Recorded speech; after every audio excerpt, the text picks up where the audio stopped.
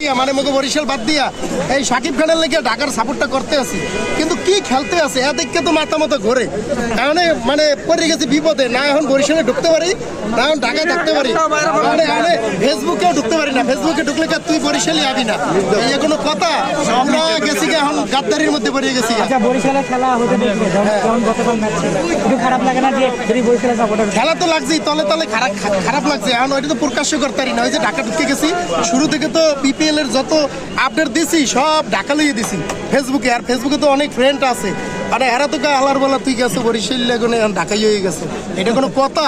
এখন এখন কি করবো ভাই, খান পুরো বিপদে আছি ভাই। আর সিডেঙ্গে যারা আছে তারা বেকুন্দ হয়, সিডেঙ্গে অকলের পক্ষ থেকে হতা হয় দে ডাহাটি মোল্লা শুভকামনা রইল। এবং আর হলে সিডেঙ্গে মাল শুধুমাত্র একমাত্র সাকিব সাকিব খানাল্লা বলি কি, আর হলে কি ঢাকা টিম সাপোর্ট করি, ঢাকাই হয়ে গিয়ে শুধুমাত্র কি সাকিব খানাল্লা বলি। সো আর চাইদি কি ঢাকা টিম ভালো খেলুক। এবং আজ সিডাঙ্গে যে হচ্ছে 219 রানের টার্গেট দিয়ে, ঢাকা হলে 250 রানের টার্গেট দিয়ে আজ হলে ম্যাচটা জিতক। ঢাকাটি মোল্লা শুভকামনা রইল। আজকে সুজন ভাই কই ভাই তোমার কাছে অনুরোধ ভাই, মোগরে বাঁচাও। মোরা যে এই যে আইয়া পড়ছি এখানে, মোগরে ঢাকা থাকতে দাও, নাহলে এখান দাও ঠেললে পাঠাই দিবে, পরে আমরা যাবো। মোগরে মহা বিপদে পড়বো। আজকে জিততেই চাই, মোরা আজকে জিততে চাই। মুই আজকে একটা কথাই কইতে পারি যে লিটন কুমার দাস আজকে লঞ্চের সাথে উঠে সব বল একটাও থাকবে না। মোস্তাফিজ শেষ কাম সব ঘুরে ঘুরে করে গেলে বিকিস্তে সব এয়ারপোর্ট মারবে আর সব এসে যাবে, কাটার মারবে গেদু সব এসে লিটন কুমার দাসও যাবে।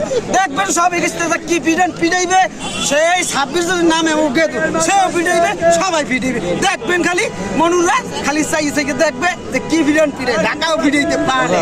এটা হয়ে গেছিল 2 ম্যাচ, এবার এগিস্তে কোনো কাজে পিটাইয়ে সব সাধু সাধু বানায়। জিতবে কে? জিতবে কে? জিতবে কে? জিতবে কে?